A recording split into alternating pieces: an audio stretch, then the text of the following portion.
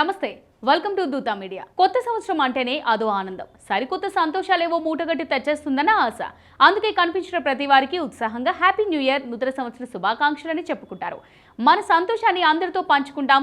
విద్యుత్ వెలుగులు, టపాసుల మూతలు, యువత కేరింతల నడుమ కొత్త సంవత్సరం ప్రారంభమైంది. దేశవ్యాప్తంగా నూతన సంవత్సర సంబరాలు అంబరాన్నంటాయి. హ్యాపీ న్యూ ఇయర్ అంటూ యావత్ దేశం కొత్త ఆశలతో నూతన సంవత్సరానికి స్వాగతం పలికింది. బాణసంచా వెలుగులో పలు నగరాలు శోభాయమానంగా మెరిసిపోతున్నాయి. మెట్రోపాలిటన్ నగరాలు విద్యుత్ దీప కాంతులో దగదగలాడుతున్నాయి. గత ఏడాది జ్ఞాపకాలను గుర్తు చేసుకుంటూ కొత్త సంవత్సరంలో అంతా మంచి జరగాలని కోరుకుంటూ ఒకరికొకరు శుభాకాంక్షలు చెప్పుకుంటారు. కేకులు కోస్తూ వేడుకలు చేసుకున్నారు. 2024కు గుడ్ బై చెప్పి 2025కు స్వాగతం పలికిద్దాం. అయితే అసలు ఈ new year concept ఎప్పటిది?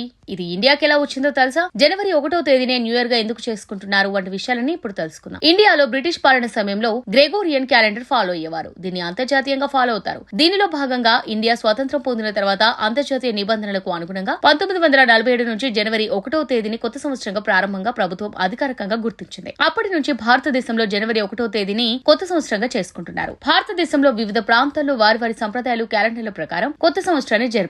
Telugu, Kannada వారు ఉగాదిని నూతన సంవత్సరంగా చెప్తారు. హిందూ క్యాలెండర్ ప్రకారం చైత్రమాసం మొదటి రోజున దీన్ని చేసుకుంటారు. ఇది మార్చి లేదా ఏప్రిల్లో వస్తుంది. మరాఠీ వారు గుడి పడ్వాను నూతన సంవత్సరంగా చేసుకుంటారు. తమిళులు పుథాండును తమిళ నూతన సంవత్సరంగా జరుపుకుంటారు. భారతదేశంలో స్వతంత్రానికి ముందు నూతన సంవత్సరాన్ని హిందూ క్యాలెండర్ ప్రకారమే జరుపుకునేవారు. ఆ తర్వాత అంతర్జాతీయంగా ఫాలో అవుతూ జనవరి 1వ తేదీన న్యూ ఇయర్ చేసుకుంటారు. ఇది పాశ్చాత్య దేశాల ప్రభావం అని కొందరు చెబుతుంటారు. ఇండియాలో నూతన సంవత్సర వేడుకలు డిసెంబర్ 31వ తేదీ నుంచే మొదలవుతాయి. యూత్ ఎక్కువగా దీన్ని జరుపుకుంటారు. పార్టీలు చేసుకుంటూ ఫ్రెండ్స్ తో ఎంజాయ్ చేస్తుంటారు. మరికొందరు ఫ్యామిలీతో కలిసి గేమ్స్ ఆడుతూ ఫుడ్ ఎంజాయ్ చేస్తూ ఉంటారు. సాంగ్స్, డాన్స్ లతో న్యూ ఇయర్ ని ఎంజాయ్ చేస్తారు. హైదరాబాద్, ముంబై, ఢిల్లీ, బెంగళూరు, గోవా వంటి నగరాల్లో న్యూ ఇయర్ ను బాగా ఎంజాయ్ చేస్తారు. మరికొందరు ట్రిప్స్ కి, సినిమాలకు వెళ్తారు. జనవరి 1వ తేదీన కొందరు గుడికి వెళ్తారు. క్రిస్టియన్ చర్చిలో ప్రేయర్స్ చేస్తారు. డిసెంబర్ 31వ తేదీన ఎంత తాగినా, పార్టీలో ఎంత ఎంజాయ్ చేసినా కొత్త సంవత్సరంలో ఉదయాన్నే మాత్రం దేవుడిని చూసి న్యూ ఇయర్ రిజల్యూషన్స్ పెట్టుకుంటారు. 2025లో కొత్త ఏడాది మిడ్ వీక్ బుధవారంలో వస్తుంది.